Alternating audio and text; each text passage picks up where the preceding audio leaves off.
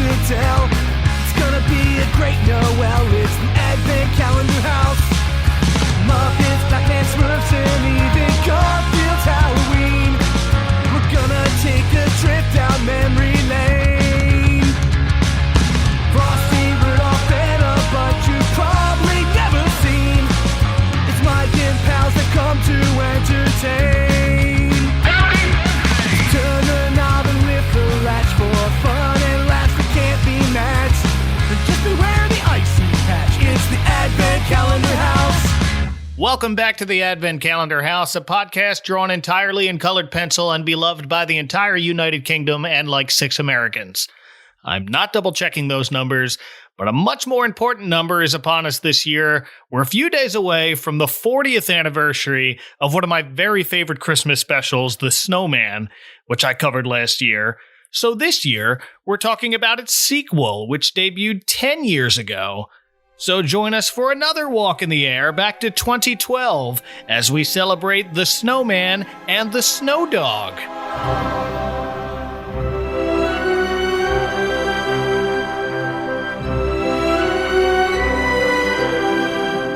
I am competitive skiing penguin who's at the wrong pole, Mike Westfall. And joining me is an ace pilot with a mustache made out of asparagus spears. Please welcome back Adam from Merry Britsmas. Hello, Adam. Hi, Mike. How you doing? I'm doing well. Thank you for coming back. Thank you for inviting me back. It's lovely to be back to discuss a proper British, lovely, festive animation. Yes. Now, right out of the gate, not only is this the 10th anniversary of this special, but it's also the 40th anniversary of the original Snowman. Are they hyping up these anniversaries over there? I've seen some stuff about the 40th anniversary of The Snowman. I haven't seen much about the 10th anniversary of The Snowman and The Snowdog. I think there's still more of a reverence for the original one. Okay. I think they're both very much liked, but the first one, I suppose, is so classic. I've seen bits and bobs on television. I've seen a couple of articles about it coming up to 40 years. But I haven't seen anything about the 10 years of The Snowdog yet. Maybe something might pop up in December, potentially. Okay, maybe. I will say this year, I found a copy of the original book. Oh, really? Yes, in the least likely place, at the least likely time, my wife's classroom in the summer. Perfect time to be reading a Christmas book. Right. So my wife teaches kindergarten, and over the summer, she was moving to a different classroom. So I was helping her move things to the other classroom, and there it was, just sitting on a bookshelf. Not one, but 2 copies of The Snowman that she had, that she apparently inherited from another teacher friend of hers who used to be in that same classroom, and I was just in awe. Did you take it home? Is it yours now? I sure did. Yeah, I told my wife, look, there are 2 of these here. I'm keeping this one. I had my original. I had one when I was a kid. I don't know what happened to that. I think it was given away at some sort of, a car boot. I don't know if you have a car boot in America. Are those things? Have you heard of car boots? I've heard of what you're talking about. We have what we call a garage sale. Yeah, a bit like that, except we do it in a field and everyone opens out the back of their cars and you sell it out the back of your car, basically, on a little table from the back of your car. Oh, I like that. Yeah, it's a proper, you got to get there at 7 o'clock on a Sunday morning and there's hordes of people going around trying to bargain for various bits of bric-a-brac. Oh, wow. I'm pretty sure it was lost in a pile of books that we sold at one year. I think I was a bit old. I was probably my teenage years. So I was like, oh, well, who cares? And as an adult now, I'm exactly looking back like I should have cared. I should have cared more. Yeah. I have a mod and my wife bought me a little selection of the Raymond Briggs books for Christmas a couple of years ago of newly remastered, very nice little collection. Oh, good. So I do have the stories still to hand for Christmas reading. Well, that's good. So we're actually a couple of days shy of the 10th anniversary of this sequel, The Snowman and The Snowdog. It premiered on Christmas Eve in 2012 on Channel 4. And I wrongly assumed, they'll have aired it right after the original and have them both back to back. Nope. They pushed the original back to the 23rd, which was a Sunday that year, so that's fine. But it was the first time Channel 4 had broadcast the original Snowman before Christmas Eve. Yeah, it's usually a Christmas Eve tradition to have it on Channel 4. I suppose maybe they were trying to get viewers on both nights. I don't know if maybe that was the plan to sort of, people watching on the 23rd and then watching on the, wait till the 24th for the next one now. So come back tomorrow night and watch again. There's some sort of marketing ploy about it. I don't know. Maybe, yeah, because I noticed now they look like they show it a few times leading up to Christmas. Yeah, it's usually on a sort of a handful of times throughout the festive season to try and maximize. Usually I always find it's on often in the early-ish in the morning, maybe for parents getting up with their little kids quite early. Oh, all right. Having the snowman on is quite a nice thing at 7 or 8 in the morning, and then it's shown at some sort of prime time evening on a weekend close to Christmas, and of course on Christmas Eve. Yeah, that's a good time to show that. But so I had to know, what did Channel 4 air right before this new Snowman and the Snowdog that was so important it would bump the original back a day? And the answer is Ice Age, A Mammoth Christmas. Okay. Doesn't feel as classic, no. No. I might have to add that to my list, though. But I haven't seen that one yet. That's gonna have to go on my list as well now to see. Maybe it's a masterpiece that I've been missing out on. I haven't watched it yet either, but I only know all this because I found a website that archives the British TV lineups on and around Christmas. So if you're a very specific sort of nerd like I am, UK Christmas TV is the website, and that link is in the show notes. I think I know that website. I think I've looked at that website as well, which exactly shows the sort of person that we both are, I think. Yeah. I'm sure I've checked that out to look for interesting Christmas stuff I might have missed in the past. There you go. Very helpful for us. But yeah, this is what the internet's for. That's right. Thankfully, either Channel 4 put it online for a time or someone else did, because I did manage to watch it that year or later that year. And I remember being a bit nervous. Would this be able to carry the torch of the original? Do you know if there was a similar feeling over there? I think there was I think a lot of people were actually thinking a bit worried, you can't match up to that original story almost. It's impossible. I think there was a bit of a feeling of, why are they doing this a little bit? I think amongst, people that I'd spoken to about it. But I think lots of people with kids were quite happy about it. It's another nice festive thing to watch and something nice to gather around the family, and anything like that's quite a nice thing to come together with. And then when it did air, I think there was a lot of positive feedback about it. I don't think anyone was expecting it to be a classic in the same vein as the original, but I don't remember hearing any grumbles about it after. I'm pretty sure I watched it on Christmas Eve, and I'm pretty sure my family were all sort of, smiling afterwards and talking that it was very lovely bit of TV. So there was definitely I think worry leading up to it, but and then positivity after, thankfully. Oh, well, good. So we lost Raymond Briggs earlier this year. We did, yeah. Back in August, he was 88. Back just before this debuted, he admitted it took a lot of persuasion to allow a sequel to be made. But in the end, he called it absolutely super and seemed to be happy that it wasn't overly sentimental. Yeah, I think that had to be the key. He was very protective of his work and very much involved in anything that was adapted from his work, and very much wanted it to not be, I don't know what the term, sentimentalized or turned into something more maybe akin to a modern, flashbang audience with a happy ending. Potentially, a lot of his stories, are sort of seeped in some sort of sadness, and he thinks that's important for children to experience. Yes.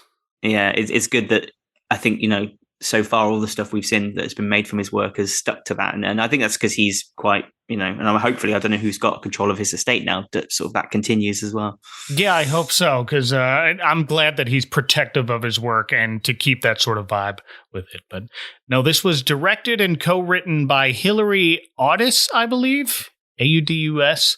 Yeah. Who was an animator on the first special, and also Father Christmas and When the Wind Blows and Heavy Metal, which I thought was a nice little addition. Something quite different, yeah. Yeah. But at the same time, kind of the same. But she kept his hand-drawn illustration style for this sequel, which, good. I don't think I could imagine a Snowman sequel in any other style. No, I think that was key when, I rewatched it again, obviously, for this, and I sort of forgot how beautiful that style of animation can be, because it looks like a storybook come to life. It's literally as drawings have come onto the screen, and I couldn't imagine it done any other way, really. Those snowmen stories and the stories that he tells about Christmas. Right. Now, they did use some CGI in here, but that was just to fine-tune things like lighting effects and falling snow. You've got 30 years of technology to benefit from now. So yeah, make it look a little bit nicer. Yeah, and make your lives easier animating this. Yeah, definitely. Exactly. Well, on that note, let's get into it. And if you want to watch The Snowman and the Snowdog, I will just say it wasn't hard for me to find. Yeah, it's around a lot of places. I purchased a copy online somewhere last year, Okay. I think, which I can watch now because again I wanted to watch it, so I just purchased a copy for a few pounds. Sure. So now I can watch it again and again, all through the year. That's right. But the first thing you'll notice when this begins is no snow. No, it starts off in pre-Christmas times, it seems, some sort of past before Christmas, setting us up. Yeah, interesting way to begin this. I think what got my attention at the beginning of the original was just how brilliantly white everything was, and it made my TV look like a sheet of paper. And now it's a very bright and colorful summer day at the beginning of this. Yeah, it's a bit jarring, I suppose. There's that. I was saying there's sort of something. I'm an English teacher as well. I teach English in secondary school. Oh, okay. And I often talk to my kids about something called pathetic fallacy, which is a technique where the weather reflects the mood of a story. And in this one, you can see the starts with the sunshine for a particular reason with the family and moving to a new place and the dog. And then when we make the jump shortly, the weather gets a bit bleaker. The wind blows. It looks a bit darker and grey before the snow comes. And that is sort of, if I was analysing this with my students, I'd say that's pathetic fallacy. We've got from the brightness to the darkness has sort of come in. Yes, I did like that transition almost right at the beginning. But first, you get this very similar pan across the countryside to that familiar house, only now a whole neighborhood has been built around it. Yeah, we've got a town sort of built up now, a bit more residential area. And so the original is based somewhere in Sussex, because that's where Raymond Briggs grew up and lived, I think. Okay. And that's not far from where I live. I live near Brighton, and it's sort of around there because that's where you see. So it's, probably not too far from here. And I think the communities around here have grown a lot over the last, I'd say, 40, 50 years. The place that I live in at the moment has grown quite a lot in population. So I think it's true to life is what I'm saying here. I think there's a truth to this growth. Okay, yeah, I was going to ask that later, but yeah, this big house in the original had a big sprawling front yard. Now that's gone. Just a tiny little path with a gate that doesn't even serve a purpose because you can just walk around the gate. But parked outside the house is a moving van, and we see a young mother and her son step out of it. Her son looks about the same age as the boy in the previous special, James. We will later learn this boy's... Well, I don't think we learned it at all, but I saw in the notes that this boy's name is apparently Billy. Yeah. Yeah, I don't know if they say it in this. Obviously, it's all quiet, so we don't actually know. It's just given after. A cute little boy, as in the original, bounding out with his dog from the moving van. Right, they got a dog in the moving van. Dog looks a bit worried about the height. He'd have to jump to get out of the van, so he barks to quit. Help, please! Billy happily helps his pet safely out of the van, and I noticed here this dog doesn't have much of a spring in his step. No, it's very, again, very beautifully animated, very carefully animated to show that this is a bit of an older dog. Right. That might need a bit of help, yeah, and be struggling a little bit. Add some sympathy from the audience. In a very quick scene, because now, sure enough, we cut to that drearier autumn day as fallen leaves blow down the street, the music takes a softer and slower turn, and we see Billy and his mother have had to bury their beloved pet in the backyard. Indeed, it's a very sharp, quick cut back to the bleak Briggs usual style. Right out of the gate, almost. I was watching this the other night, and my wife was sort of sat half watching it with me, and she was saying, because we were watching, she was like, "Is the dog about to die?" At the very start, and I was like, "I think it might be." Right. And recently, we seem to have watched a few TV shows and films where the pet has died, and she gets very upset. No. And she's like, "Well, not like again. Why are you making me watch another show with a pet that's dying?" So she had to walk away for a little bit.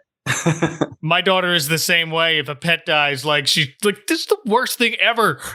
Why are you making me watch this?" But she's getting better at accepting this sort of thing, but it tugs at her heartstrings. Yeah. And in the original, you didn't get hit with that tragedy until the very, very end of it. Not even a minute and a half into this, dead dog. Exactly. I think up the bleakness, but I think that's what Briggs maybe asked for if it was on television. Yeah.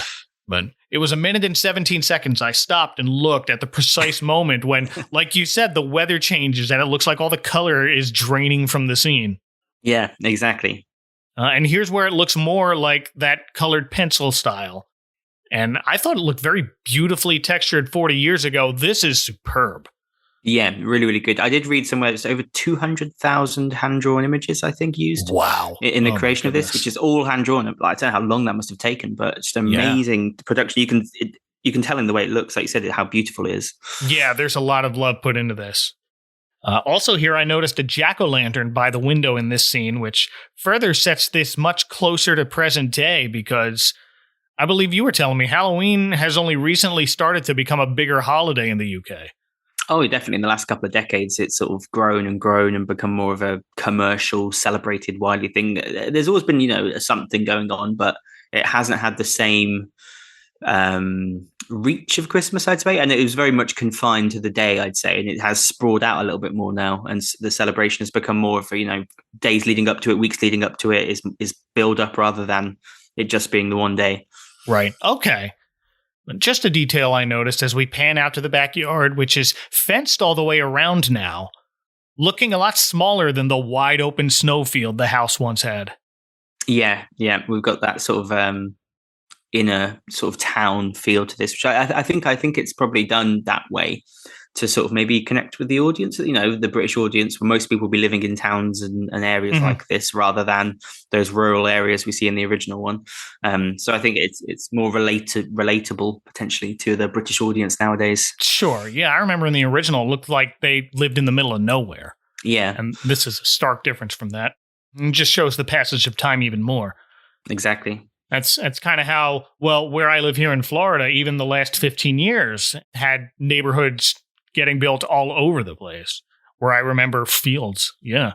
Yeah, and popping up. Yeah. Well, we see Billy sadly place his dearly departed pet's favorite ball down on his burial site under the tree, along with his leash, before we dissolve back inside. And now it's closer to Christmas. We see a decorated tree, and Mama's making a Christmas cake, and also a sandwich for Billy, who's up in his room writing a letter to Santa. It says Santa on the envelope. It does, which is I think it shows there's a sign. I think it's becoming more common over here to say Santa than it used to. I think more and more kids just the Americanization of television and film and culture. That'll do it. And all the Santa media that's out there. There's not much Father Christmas media out there anymore. Yeah, I guess not. So I think a lot of kids refer to Santa rather than Father Christmas, which I really don't mind, I suppose, but I do miss the Father Christmas sometimes. I feel something quite nostalgic about that for me. Sure, it kind of threw me for a loop because my kids were just in a play of The Lion, the Witch, and the Wardrobe, and Father Christmas is in that play. So, yeah, exactly. Again, a classic British one. Yeah, sure. And then I switched back to this, and I'm like, oh, wait a minute, they call him Santa now too. Yeah, again, I think it's a sign of the times, a sign of the changing times. Also, and this is only something I noticed in rewatching the original Snowman, almost in tandem with this.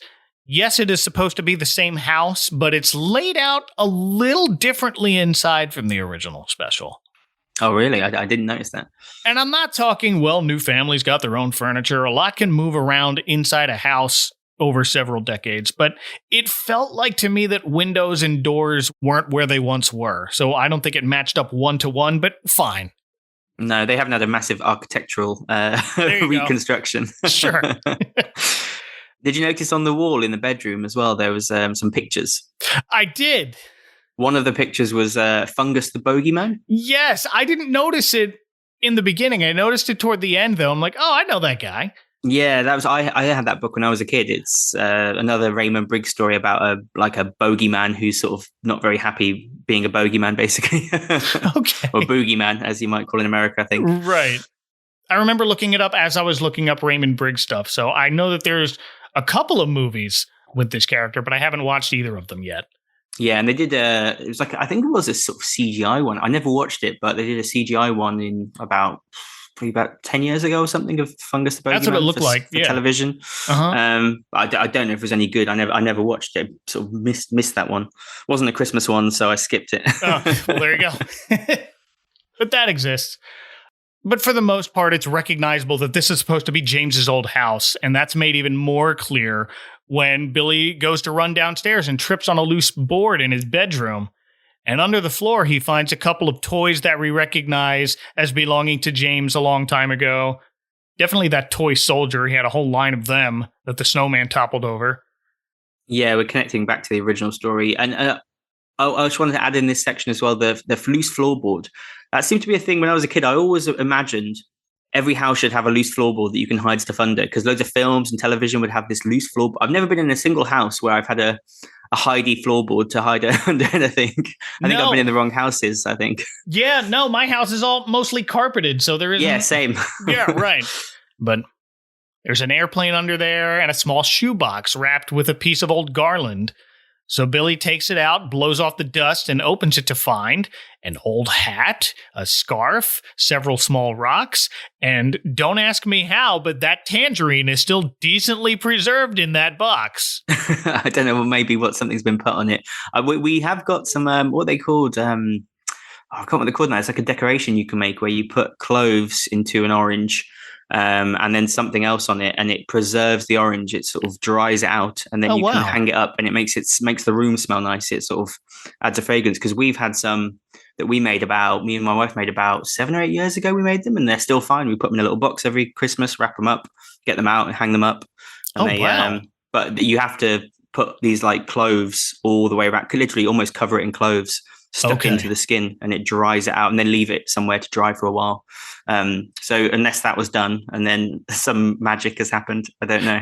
Maybe that's it then, because I'm thinking, how does it look that good after decades? And it's not just the 30 years between these two stories. I think we determined the original was probably set sometime in the 1940s or 50s. So at best, it's 60 years. So it's a very good quality orange, I think, there. Sure.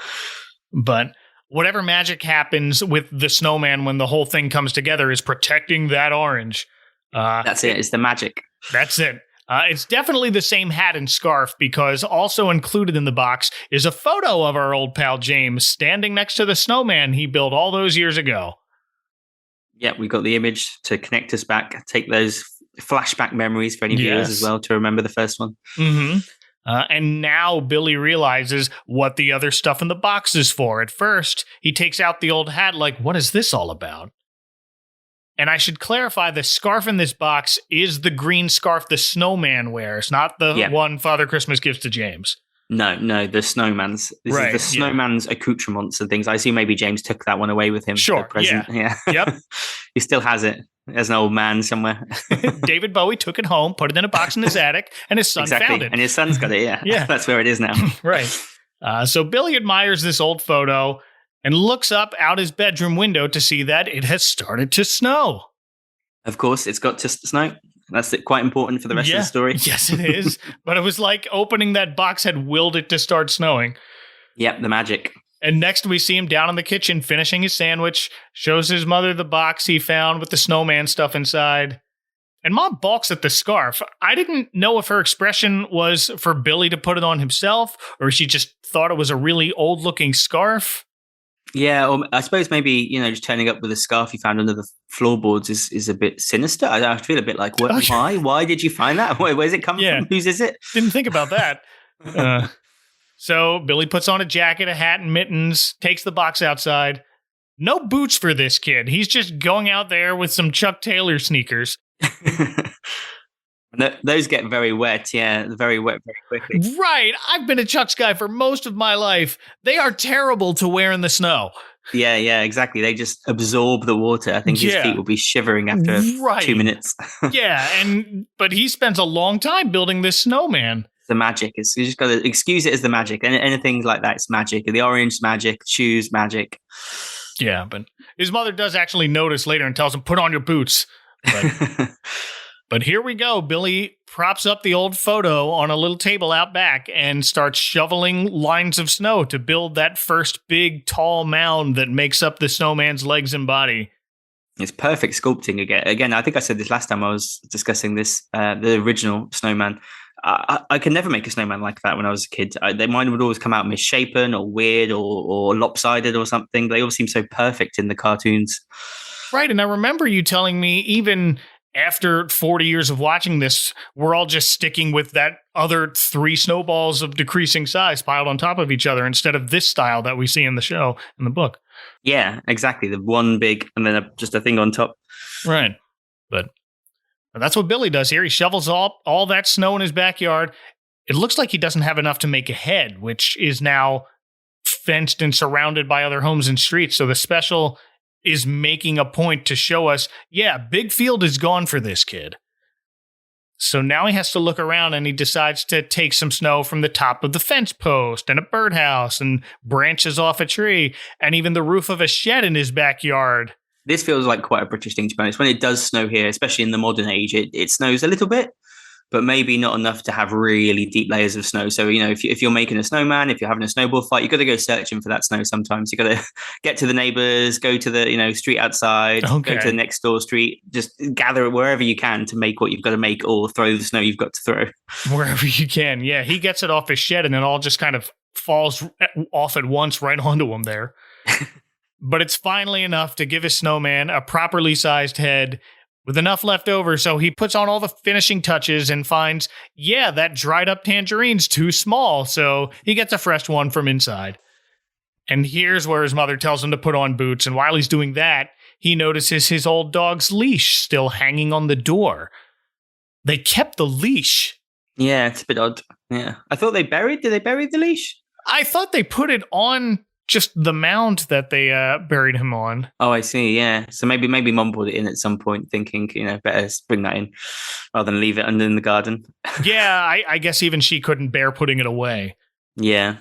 But that gives Billy an idea. So he goes back out, takes 2 mismatched socks from the laundry with him, and uses them as ears for a little snow dog. Again, a very wonderfully sculptured snow dog. This is very artistic, this young boy. It's perfectly sculptured. Really is. And the dried up orange is now the perfect size and shape for a dog's nose. And I like that he puts the finishing touch by putting his mittens on either side of the dog as a little pink spot, which I thought was nice. Yeah, there's little patches on the side. Yeah. Yeah. Quite a nice addition. Stands back, admires his work before his mother calls him inside. Starting to get dark. So we see him go to bed, and later we see the old grandfather clock at the bottom of the stairs strikes midnight. It's the same clock, which is a nice detail they kept. So the clock strikes 12, and we hear a very faint barking outside that wakes Billy up. And he turns, and he looks at a picture of his old pet on his nightstand. First off, that's a really bright lamp in his room, I thought. Yeah, I think obviously he needs it, yeah. I guess. My kids have lamps in their bedrooms that they use overnight, but not that bright. I'm not quite sure why. I don't think we usually... Maybe it's a British light, it's brighter than American lights. I'm not sure. Oh, I feel like maybe. It might be. Yeah. Okay. Stronger wattage. There it is. That explains it. It's just trying the British darkness needs staving away. Maybe that's it. Ah, okay. So we hear a bark. Billy looks out the window at his snow dog, and the second he starts to turn away, he catches the dog's head do that little tilt motion that dogs do. And then the dog blinks, so Billy rushes downstairs and out the back door to get a closer look. And now both the snowman and the snow dog start to glow that magical glow right in front of him, which knocks Billy backward in amazement. And they look as confused as Billy does when they notice him. I wonder if the snowman thinks, whoa, it's a different kid. Well, I was going to say, so it's the same snowman, the same spirit. It seems to be the same, soul almost. I don't know, of the snowman. Yeah. So it's where's the soul of the snowman residing? Is my existential question here. Is it in the house? Is it in the hat? Is it in the scarf? I don't know. It's because if it's the same soul, right? Yeah, exactly. If he's confused that, oh, wait, this is a different boy that last time I saw, then he's just, soul has been nowhere for the last 60 years until resurrected by this new boy. Sure, because later he does notice that old photo of himself and young James and just kind of smiles. Exactly. Yeah, he recognizes it, which makes me think it's the same snowman. So I would think so. It opens up all sorts of existential questions about the soul to me, and the afterlife and what became of him. Where's he been these 60 years? Oh, my goodness. Like in Frosty, he was made of Christmas snow. Exactly, yeah. The snow dog is the first to approach Billy, who's delighted. And the dog finds the previous dog's old ball, so they play fetch for a little bit. And now the snowman wants to give the ball a toss, so he actually loses his balance and ends up throwing the ball into the open door into the house and right at the Christmas tree, which knocks over an ornament of another snowman, and that snowman ornament has the standard 3-ball design of every other snowman we know. Yeah, I don't know if that's a subtle nod, maybe, or just a bit of a animation, like, okay, this is what a snowman usually looks like, but we're not doing that. Yeah, No, yeah, because we see plenty of other snowmen later, and they all have this other design. So exactly. That's the whole of Britain apparently makes snowmans like that. I think. Right. Okay. And around the world. Yeah, exactly. Yeah, in various nations. Yeah. But Billy has to get the ornament back from the snow dog, who has it in his mouth for a second. So we get that playful, he knows how to play with the dog, which he misses. And meanwhile, the snowman is kind of just watching the dog and Billy play and interact while he mostly observes. This is when he notices the picture of himself and James. Do you think this snowman knows how long it's been since that picture? Exactly. That's what. Has he had any awareness of time? Right. Or is he just like sort of blink, melt, and then blink and wake up again in 2012 without any idea of what's going on? Okay. I don't know. It's the Thanos snap.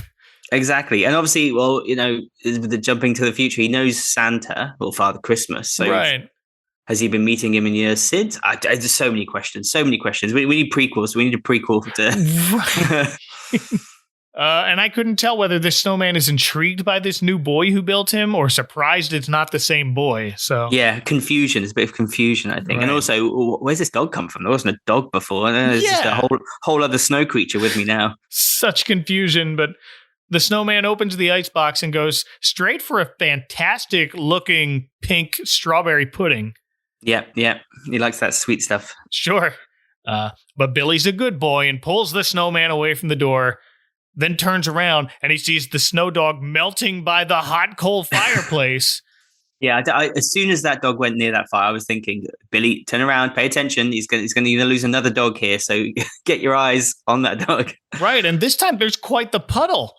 Yeah, exactly. It's lost half of its butt, I think. Right. So Billy grabs him, takes the snowman by the arm, runs back outside with both of them. A lot smarter than James, who just decides, you'll be fine inside. Let's go upstairs to my parents' room. Yeah, exactly. He's like, let's get outside, guys. This is going to end badly if we stay in for various reasons. Yeah. Eating cakes and melting all over the floor. Yeah. No shenanigans inside here, sadly, but... I like how the snow dog then regrows his butt. You see, like, rubs his backside in the snow to sort of, I suppose, just add his butt back on. Sure, yeah. That's better. That was really smart. Then the snowman investigates the tool shed now, where he finds the old motorcycle from the original.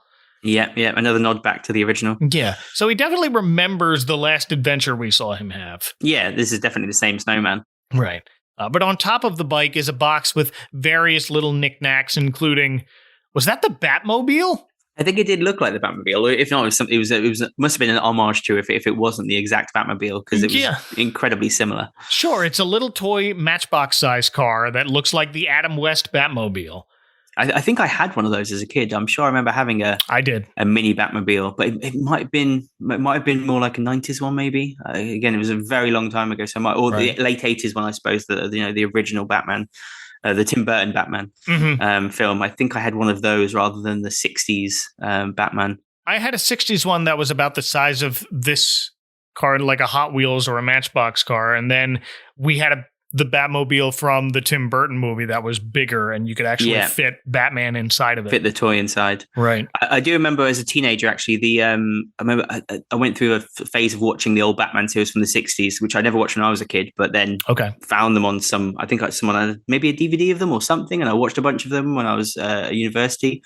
And somewhere online at the same time, someone was selling like a replica you could buy of the original Batmobile, and it was just for sale for like $1 million or something. And I remember sort of showing everyone I knew this cool car that I'd found and being like, I want to go to America when I win the lottery and buy that car basically and bring it home. Nice. Also, there's a Rubik's Cube and a rubber duck, some other stuff, but the snowman picks up a little plastic snow globe with a Christmas tree inside of it with a star that shines a little when he shakes it. Yeah, it's festive magic. He's a festive guy. Obviously, he's go straight for the Christmassy thing. Sure. But he doesn't take that out either. Instead, the snowman finds a wooden sled and has Billy and the Snowdog sit down on it while he pulls it around the snowy streets of his neighborhood. It's very kind of him. I was thinking that, to pull him around in it. He's not getting to go. He's just pulling the kid and the dog around. Right. Now, we've established that this snowman remembers the past, but he doesn't seem to be shocked at all by the fact that there are now many more houses and buildings around. No, he takes it in his stride. He's adaptable, we'd say, this snowman, I think. Sure, yes. They walk past one house with a lot of really bright lawn decorations. And the snowman tips his hat to say hi to a snow woman who doesn't move yet. No, not yet. We do see a little girl peek out of her window and is surprised to see not just a snowman walking past her house, but she has a doll of the same snowman with the hat and scarf. Yeah, there's a weird meta thing going on here. I don't know. What universe are we in? Is this snowman famous in his own universe? Yeah, maybe back when he appeared, there were sightings of him or something, or some, I don't know, lore appeared around this snowman that appeared flying through the skies one Christmas Eve back in the 1940s. Perhaps. Or I don't know. Did you happen to watch Hocus Pocus 2 for Halloween?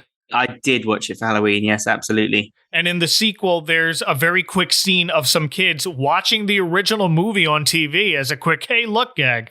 Yeah, exactly. So there's the similar sense of this thing exists within this thing. Right. And break your mind. It's a little strange, and that looks to be what's happening here. Unless maybe the original boy grew up and made toys of his snowman. Oh, perhaps. Maybe became a love of Christmas and all things sort of childlike, made toys as he grew up, and I like that. Inspired by the snowman friend he had as a child, made this toy that became a big thing. All right, headcanon accepted.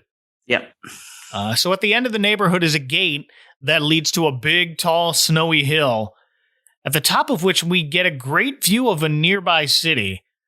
But so we established the original is set near where you live in Brighton. Yeah, I think it might be Brighton. It's hard to tell from the image because you can't see anything really clearly. I was going to ask, does this still look like Brighton? Not really. It looks just like any city, I think. Okay. It doesn't look particularly Brighton-esque. I couldn't see any Brighton features. No, I couldn't see any of the features, and it didn't look like a coastal city either. No. So I'm not quite sure what that could have been. I don't know. Okay. I know we're about to fly over London, but that's back in the other direction over the house again. Exactly. They go set off to London. It seems like that's a bit of a way away. So that part looked like it checked out, but this didn't look like a seaside town anymore. So no, I was confused. It's all in a giant snow globe, so it doesn't matter. No, it's magic. It's all magic. That's right. But the view isn't what the snowman brought Billy up here to see. He directs our attention skyward, and already we see dozens of other snowmen in flight. And I thought, we're doing this now? Yeah, we got all the other snowmen taken off as before, and again, I was just like, where are they all coming from? I don't know. There's all from people's gardens, I assume. So all these people are making these exact same type of snowman and the exact same time. Looks like it. In the exact same style. There's not one that's if mine flew up in the sky, it would be like a wonky, shonky head slightly falling off, like arm smaller than the other one. For my garden, the poor guy. Oh no. And it feels like this seemed to happen a lot earlier than in the first story, and I was right. So we're a little past the 11-minute mark here. In the original, this starts after 15 and a half minutes. Yeah. Now that's with the David Bowie intro, because that's the copy I have, but... And I think they do, I suppose there's the bike ride and things, so there's more stuff going on potentially in the build-up before they get to the takeoff. Mm-hmm. They need a lot more story to tell here of just antics. But Billy seems pretty chill just watching all these snow people flying in the sky. Yeah, he's accepted it now. He's just fine. If I've got a dog made of snow, I'm up for this. Yeah, neat. And before we know it, the snowman takes Billy by the arm, starts running down the hill. Billy scoops up the snow dog, and we're off.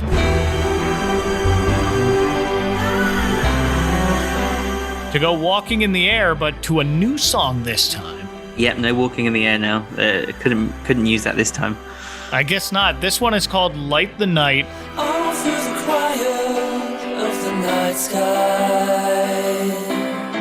I look out of my window, a jet stream makes a lonely light. Written and performed by Andy Burroughs. Adam, what can you tell us about Andy Burroughs? So Andy Burroughs is a drummer for a indie rock band from the early 2000s called Razorlight. They were pretty big at the time, and for me especially, I was one of those indie rock kids in the early to mid to late 2000s wearing skinny jeans and Converse or Vans and a band t-shirt or a blazer with a t-shirt, and went to lots of gigs. I've seen Razorlight I think 2 or 3 times at different festivals. They had a couple of big hits. They had Golden Touch was a big hit, America. They were quite good. Their first 2 albums I quite enjoyed. I think I had them both on CD when I was a teenager.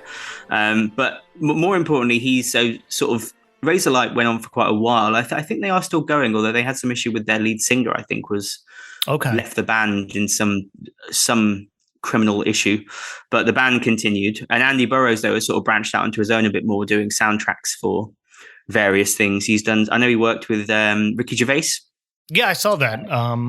For Afterlife. And helped write music for the David Brent film, the Office sort of character, had his own movie. And Andy Burroughs wrote some music for that as well. It's quite a funny film, actually. It's a good film. I need to go. I didn't know there was a film. Yeah, it's called David Brent Life on the Road, I think. It is quite funny. And he sort of sings in that, and the songs are, I think, partially written by Andy Burroughs. Okay. But, the Andy Burroughs festive link, actually, that I don't think many people are aware of, is that he teamed up with another singer from another indie band called Editors, a guy called Tom Smith, in early 2011 is when it was.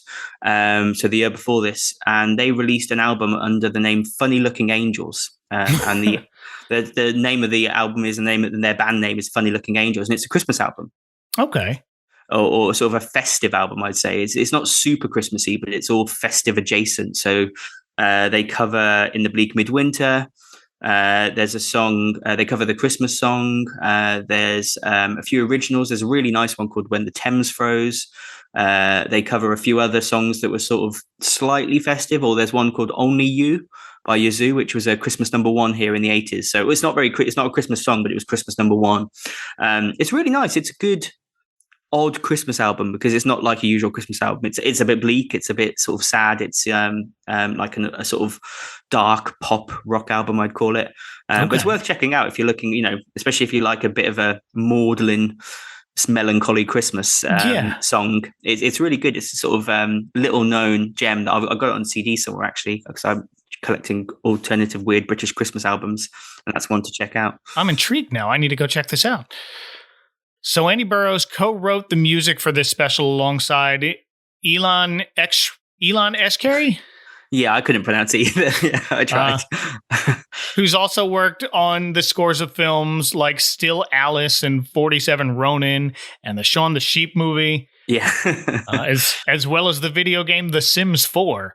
Oh, really? I didn't see The Sims 4. I saw the Shaun the Sheep movie. Yeah. Apparently, Howard Blake, who wrote the music for the original Snowman, including the song Walking in the Air, said in an interview he asked about the sequel and was told to send a demo. Yeah, I saw this, and it's quite funny. It's sort of the disrespect, I think, that he probably felt, to say, well, I wrote the original. I wrote Walking in the Air. I did all that beautiful music that everyone plays every Christmas. Sure. But apparently the producers were like, well, oh well, we need something new. Send a demo. So we decided, you know what? No, I don't think I will. Yeah, I'm out. Yeah. But I think the music these two have written for this is still really nice. It is. It's really pretty. I think, it's hard to live up to that classic of Walking in the Air. It's become such a sort of almost mythical song in a way in sort of British Christmas history that it's sort of you can't match it. But the songs they've written, the two sort of original songs that are in there are really nice. They're really pretty songs. They are, and they managed to strike a balance between the wonder of the original and adding a bit more pop to it. Exactly. Like the Night is the first one, isn't it? It's called, which again is quite a nice song title, I think. Mm-hmm. Quite sweet. And throughout this special, there are little flourishes that I enjoy. Like there's this acoustic guitar while Billy is building the snowman. Yeah. So we're flying now, and like we said, instead of soaring over Brighton and out over the sea, we're flying north over London. So we fly past some very familiar city landmarks, including some I had to look up because I have never been to London. I see. I lived in London for 7-8 years, something like that. So I recognized, I think, almost all of these. There was one that I was like, what is that? And then I checked. I was like, no, I was right. I thought it was that area. Okay. Well, first one on my list, I didn't No, it was a transmitter tower on the site of the former Crystal Palace. Yeah. It's just basically a big old tower, yeah. Okay. There's a newer building called the Shard. Yep, the Shard, which is like the tallest building it might be in Europe, I think it might be. Oh, wow. Okay. It's quite a new building. It was built when I was there. And it is quite a terrifying building. It always reminds me of, I always say this to my wife, because whenever we lived there and now if we go into London, it reminds me of like the Eye of Sauron from Lord of the Rings. The sort of shape at the top sort of branches off into two bits, and there should be an eye in between. And whenever I sort of see it, I do the rumble sound of Sauron, like, I'm just like, I can just imagine Sauron's eye staring down at me from the Shard. I did notice that at the top. And when I looked it up, this wasn't even officially open when this special aired. It was brand new. Yeah, it was very, very new at the time, yeah. And then to the right is a very unusual looking building shaped, oddly enough, like an American football, I thought. Yeah, is that the Gherkin? I think it might be the Gherkin. Yeah, it's called the Gherkin. Yeah, it is called the Gherkin, which is odd because we don't call them gherkins over here. We call them pickles. Oh, you call them pickles too? Okay. I think so, more and more. I think gherkin is used sometimes. It's interchangeable now. But yeah, I like that building. It's a weird looking building, and I think it's a financial building, but it's just a very cool looking building considering it's like banks and stuff in there. Basically, I think. Yeah, it is neat looking. Okay. Next, is it Oxo Tower? The Oxo Tower, yes, indeed, yeah, with a big Oxo on it, yeah, which used to be, sort of Oxo is a brand over here. Okay. They basically make gravy as well. Oh. They make gravy and stock cubes and things like to go with that. And they do make other things as well, but that's what they're mainly known for: Oxo gravy, Oxo stock cubes. Okay, I just saw they have this very intricate windows on this building with neon lights that spell out OXO, and I didn't realize it was a brand. Yeah, the Oxo building. Okay. Yeah. And next we, of course, fly past the London Eye. Yeah. I know that one because I live near its little sister in Orlando, Florida, the Icon. Oh, yeah? Yeah, by the same builders, which I've been on that one, and the view of Orlando from 400 feet is very boring. Boring and flat, though.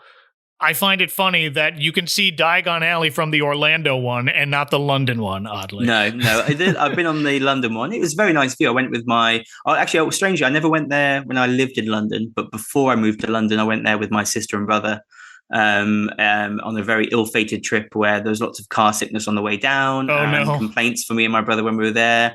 But I remember going up the London Eye, and I really enjoyed that when I was sort of a young, I think it must have been about 12 or 13. And it was a really good view, a beautiful view across the sort of up the Thames, and sort of obviously lots of historical buildings to look at as well. Sure, yeah. No, just a lot of flat land here. You can see like icons, like you can see Universal and Disney far from, and on a clear day you can see all the way out to the coast, and there's a big building at the Kennedy Space Center, but it has to be a clear day.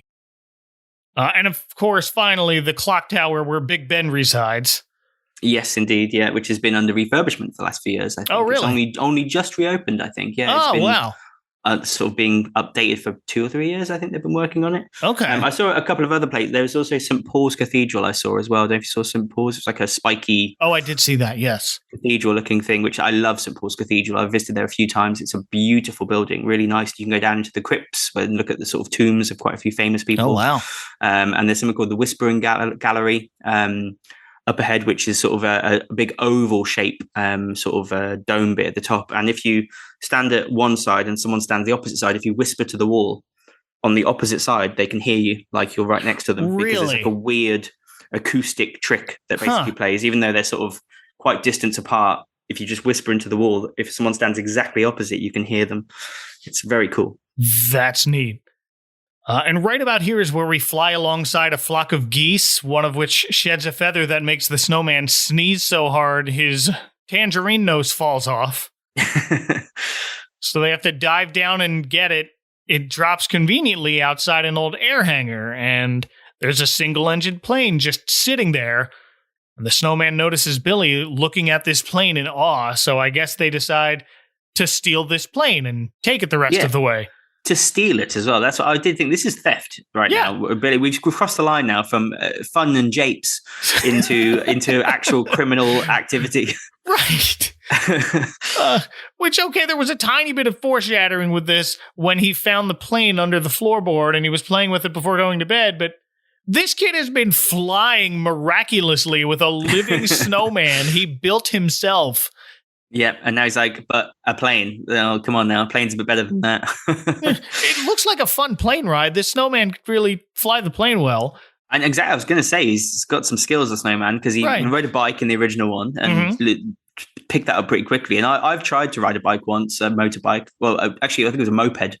I'd never been sort of, I'd never had lessons. My friend was like, sit on it, I'll show you how. I almost crashed into a wall from nowhere. So I don't know how his skills are riding a bike. And then a plane, I think, is infinitely more difficult than a bike. Sure. There's lots of buttons and controls. Again, I've been in a couple of small planes before. I flew over the Grand Canyon in one, actually. Oh. Once. I didn't fly it. Obviously, someone else was flying. Right. But you've been in the plane.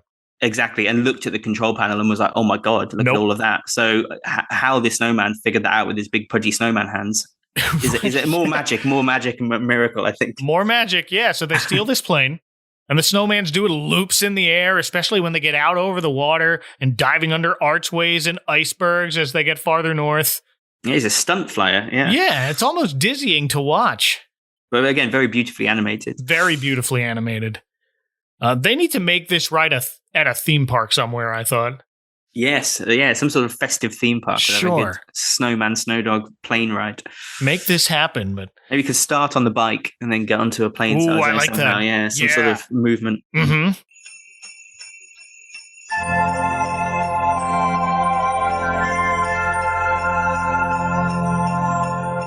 This is Channel 4. We're walking in the air. I'm sipping on an iron brew. My chilly snowman mate says he would like some too. I tell him, get your own. He looks like he is going to cry. I tell him once again, the iron brew is mine. Now I'm falling through the air. I wonder where I'm going to land. He nicked my iron brew and let go of my hand. But they finally come into land next to a gigantic fir tree topped with a star in an otherwise empty snowfield. And we're back at the snowman party as we see other snow people arriving from all over the world. And oh no, the snowmen from China. Yeah, still, I think I remember sort of when I was rewatching this, I was like, surely they can't have the same ethnicities as. Oh no, there they are. Yeah, we've still got the ethnicities of this, sort of French person with garlic and. Oh my God, I can't believe they're still having these representations in 2012. Really? Like, I understand you have to make it look like these snowmen are coming from all around the world, but did they really have to draw the slanted eyes on the Chinese I saw one? that. Like, we get it. They get the bamboo hats are fine. There's a dragon on the balloon. We can understand that, but it was bad. There's a Japanese one selling sushi rolls. Her eyes look like they're closed little smiley face mouths. Yeah. But all the other ones just have regular stone eyes. This is from 2012. I know, exactly, 10 years ago. They're all in different style hats and different noses. There's a lot more than last time, I think, as well. It seems to be a lot more snowmen and snow ladies than last time. They've increased and multiplied over the years, potentially. Oh, yeah. There's a much bigger turnout. They have tents up. It looks more like a festival vibe. Yeah, exactly. We're selling food, cakes, ice cream. And again, that brings me to my next question is how are they eating the cakes and the ice cream? Like, the digestive system of these creatures is another baffling bit of magic I have to describe because, a lot of them eating ice cream and cakes and sushi. I don't know where it's going or how they made it or where they got the ingredients from. Again, too many questions. Yeah. The Scottish snowman with the kilt is back. Yeah, of course. Got to have him back. I did not see the cowboy with the gun this time, but there's a cowgirl who drives by in a pink Cadillac. Yeah, we get a cowgirl. So it's a bit of gender equality in 2012, at least. Yeah, there you go. But all these snow people just stealing vehicles.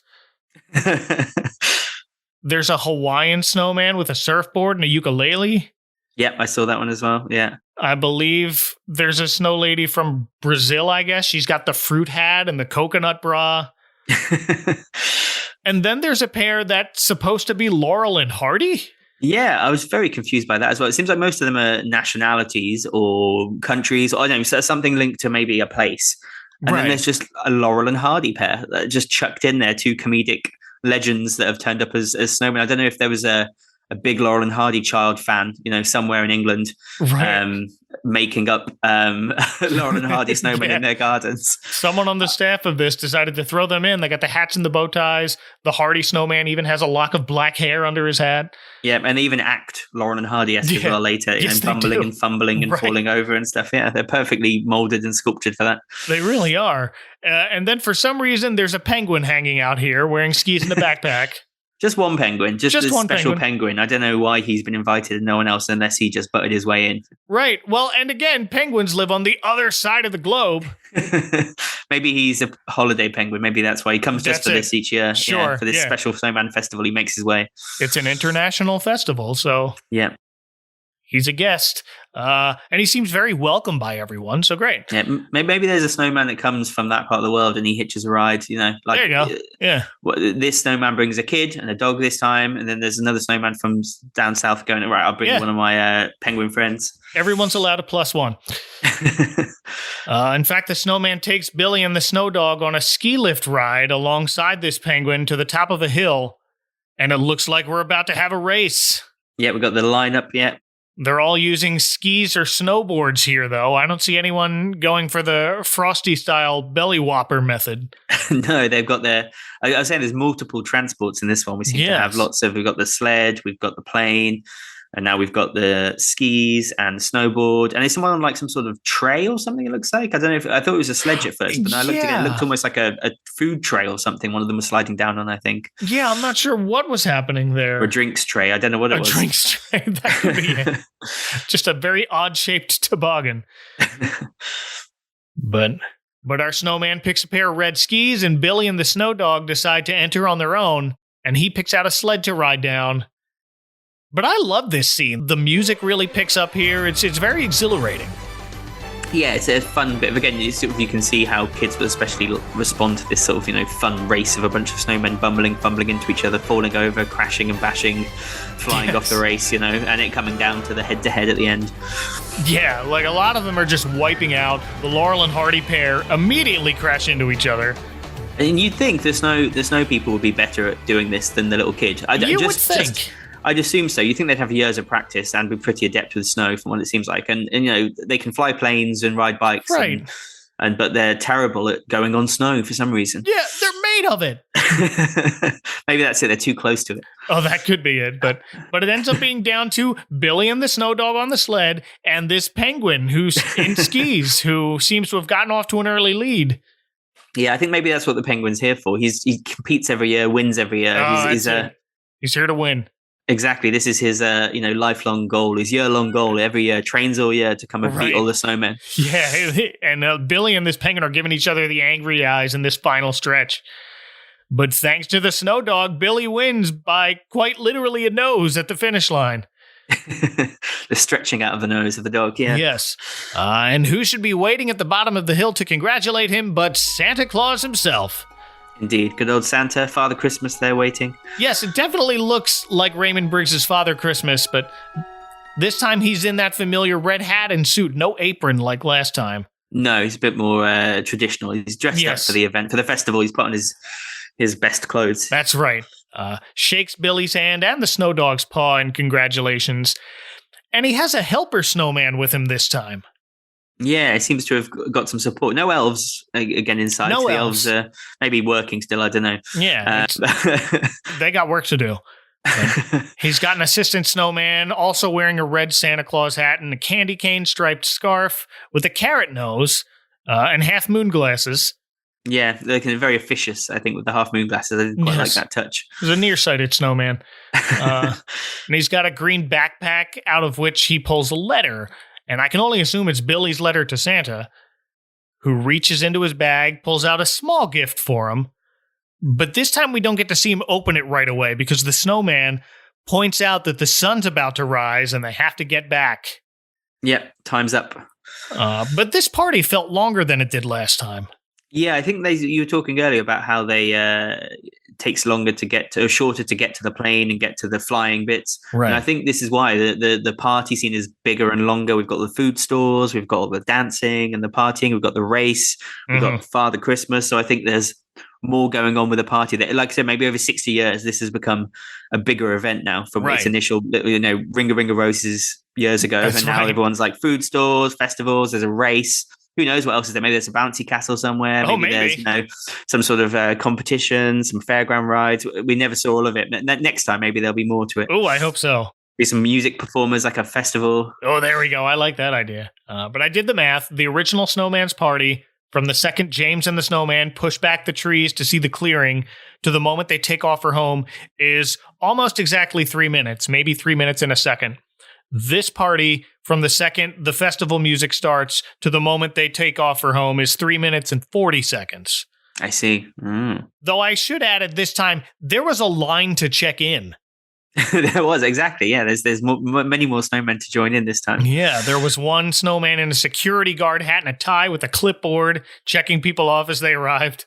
Exactly, it's gotten a lot more official this time around. We've got people with half moon glasses working for Santa. We've got the security guards. We've got stall holders.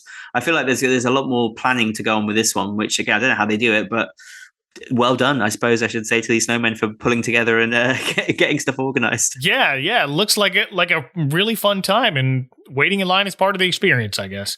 I wonder how many people that security snowman has to bounce away as well. I don't know if there's some maybe potential interlopers who are like, no, get out of here. You were trouble last year. List. I forgot to mention this security guard snowman has orange slices for ears. Yeah, I did quite like that touch.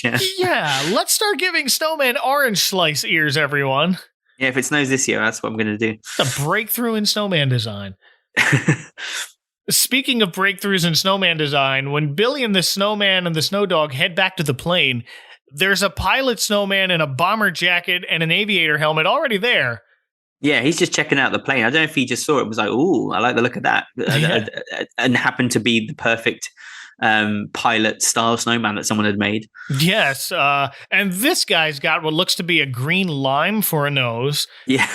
And 2 pieces of asparagus as a mustache. Yes. I loved that. I did like this mustache asparagus. Again, who made this snowman? There's some weird aviation kid. I know some kid that loves planes, maybe a plane spot, and he's like, I love the classic airman of the 1930s.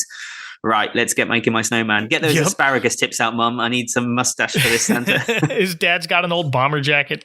Yeah, exactly. Put that on. I hope kids are watching this is thinking, oh, that's a good idea. I'm going to put asparagus as a mustache on my snowman.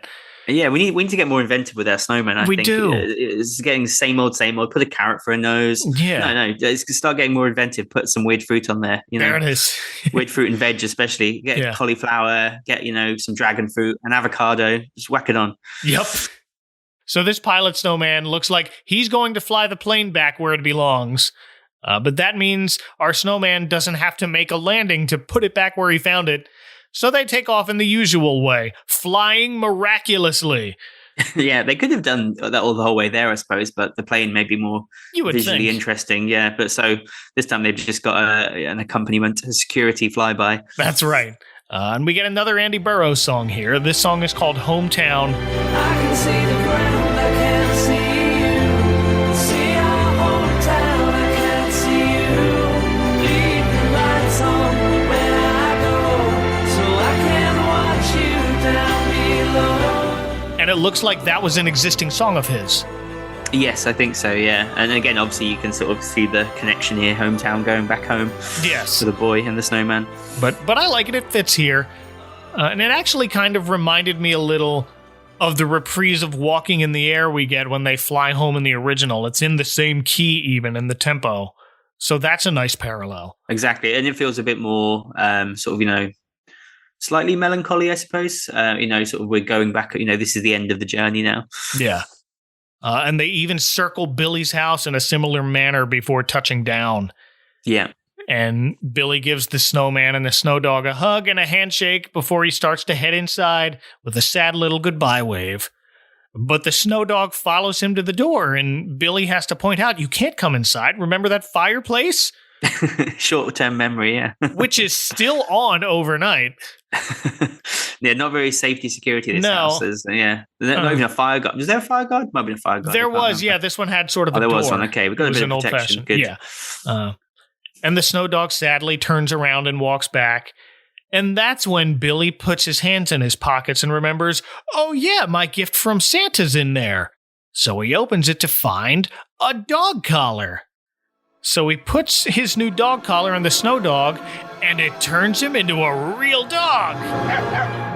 We've got that magic back again. We it's do. That magic collar this time. Wow. I like how they animated this. There's that warm glow again, but it's very subtle. And the dog shakes his head and spins around, and his sock ears and spot almost instantly fade into a more natural brown color. It was really well done. Yeah. It comes a nice little fuzzy sort of dog as well, very sweet looking. Mm-hmm. It made me think: if he takes the collar off, does he turn back to snow? Is it only, or is this it? Is there some sort of weird, like Frosty's hat style? I don't know. You need to have it on at all times. I guess Billy. Yeah, I'm gonna miss that colorful, mismatched sock ears, but I can't complain. It's a real dog. Yeah. Jumps into Billy's arms, gives the snowman a lick on his face, and then they run inside together, giving the snowman one last wave goodbye. They go upstairs to bed. The clock on the wall says it's 10 minutes after 5 in the morning. And as they fall asleep with the dog on top of Billy's blanket, this is where I noticed Fungus the Bogeyman on the wall. Yep, the fungus on the wall. Yep. And then Billy wakes up later in the morning. It's 9:30 now. But the dog isn't on the bed anymore. So he runs downstairs past his mother, who's also just waking up at 9:30 looking all groggy, like she's the one who had a long night. Yeah, she's a late riser. Yeah. But Billy runs into the kitchen, and there's his new dog playing with the ball he dug out of the snow earlier. We don't get to see the mother's reaction to the fact that there's a dog in her house. No, I was going to say, what's she going to accept that this dog? She's going to think it's some stray that's broken in, some mangy stray dog, or a neighbor's dog that's somehow broken in or something, or a weird, who would have left it because she didn't get it for the boy, right? How would the boy explain it? Maybe you have to come up with some sort of story that he found it. I don't know. I'm not sure what the explanation. Yeah, I found this dog. It's ours now. That's it. That's the end of the story. Yeah. I guess they just have a dog again. If he tries to explain the truth, I think he's going to be, under intense psychological scrutiny from his mother and professionals potentially. Oh no. But Billy puts on his boots and they head back in the backyard to find, of course, their snowman has melted. Indeed, this snow again. If the dog can turn real as well, why can't Santa give something for the snowman to become a real man? It's just for dogs, just for snow dogs can come real. Snowmen have to melt. That's what they have to. They have to die every year. Yeah, well, Billy doesn't have a dad. Yes, it could have been the snow dad. Here we go. But Billy just kneels in front of the melted pile of snow that remains, and his dog sits by his side and also hangs his head sadly as the sun shines on them and we roll the credits. And after the first time watching this, and then it was only the one time, and then Christmas was over and the year passed when I remembered to watch it again, and I had misremembered the dog turning into a real dog at the end. I thought it was after the snowman had melted, and I thought, blah, this sequel had a stupid happy ending. but no, they've still got the sad ending. Again, Yes. Briggs isn't going to compromise on that. You got to have a death at the end. You got to have a sad kid at the end. They had to end it this way. Kneeling in the snow with the remains of his friend. No, I don't think he would have signed off if they gave it any other ending. No, you couldn't bring that snowman to be a snow dad. It's got to be unhappy. Well, and in that interview I mentioned when the sequel came out, Raymond Briggs said, the snowman's success is about a simple thought. We all have the favorite people we become fond of, and then they pass away. And it touches a chord of loss. Even for young people, someone dies. So as we said last year, in his own way, he prepared us for sad moments like this and like his own death earlier this year. So I'm very thankful for things like this that help show that this is normal and grief is normal. And thank goodness we have loved ones and pets to help us through it. Yes, exactly. And I think that's what I love about, I love pretty much every Christmas thing. But the big difference, as especially a British Christmas podcaster, I notice, is the British Christmas TV shows and sometimes the films are just a little bit sadder, a little bit bleaker, a little bit more negative than the American stuff. And, Briggs is the epitome of that. He sort of, and especially as you put it, he explains why he does it. It's not just to be bleak and sad and mopey. It's because that's part of life. And he thinks that's important for kids to learn and people to learn and families to learn, but also to, enjoy and celebrate the happiness and then accept and understand the difficult times as well. Yeah. Any final thoughts on the Snowman and the Snowdog, Adam? Well, I think it was better than I remembered, actually, when I was rewatching it this year. I did watch it last year, but maybe I sort of half watched it. And this time I was watching it a bit closely. And I think I enjoyed it a lot more. It was sort of sweeter than I remember. And the dog was, very cute. And I really liked that. And as well, I've wanted to add that around the corner from me where I live, and literally the street over. Oh, yes. I walk past it anytime I go into town. There is a Snowdog, a sort of replica, it stands about, I'd say, 3.5, 4 feet tall Snowdog. And this was a series of artistic sculptures of the Snowdog that were created for an exhibition at the time when it came out, and they were exhibited across the country and then auctioned off. And each one was made and designed in a way specific to the area. So the one down here for Brighton is like got a snow, a beach sort of theme. Okay. So it's got like a beach pail and it's got like a beach hat on. And then they were auctioned off for local hospice charities. So charities that support with, end of life care and that sort of stuff. Yeah. Which is lovely. I always walk past and I always smile when I see it, because it's there and throughout the year. And I think it's I'm not sure who bought it. There's a few companies in the building that it's outside of. Okay. But they always decorate it each year as well. So they decorate it for Christmas, they decorate it for Halloween, they decorate it for summer, Easter, it had Easter eggs around it and stuff. So they, put different things around it. It's really nice. Oh, that's fun. Well, I'll have to put a link to those pictures in the show notes too, because I do remember you telling me about this statue.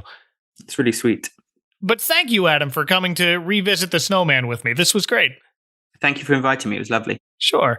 And if people want to take your plane for a late-night joyride to the North Pole, where can they find you on the internet? So they can find me at Merry Britsmas, which is my podcast all about Christmas British things. I talk about TV and music and Christmas traditions and history, all linked to Britain.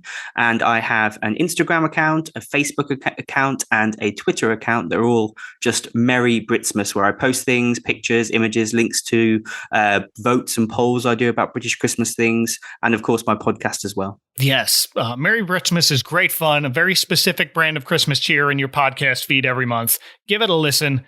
That link is also in the show notes for this episode, which you could find at adventcalendar.house. And you can find whatever socials I'm still hanging out on there while you're at it. Oh, well, our next episode drops on Christmas Eve, and if you've been paying attention, you probably have an idea of what to expect. And if you don't, well, you're in for something most sensational, so don't miss it.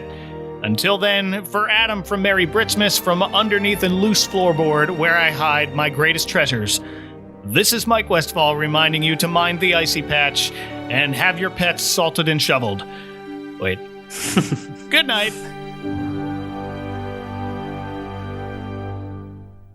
And now, these messages.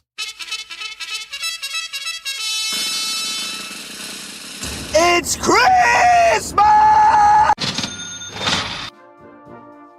Hello, this is Adam from Merry Britsmas. I am a Christmas fanatic from the UK who thinks that the world needs to know more about the traditions, telly, and music that helps make a British Christmas really festive. I look at everything from mince pies to Boxing Day to Wham to Slade to the Royal Family to Doctor Who. If you want to find out more about a British Christmas, or you are British and want a hit of nostalgia, check me out at Merry Britsmas. And happy blooming Christmas to you and all. Next time on the season finale of the Advent Calendar House. Kermit, Help me! I'm stuck! I can't help you. I'll ruin your life.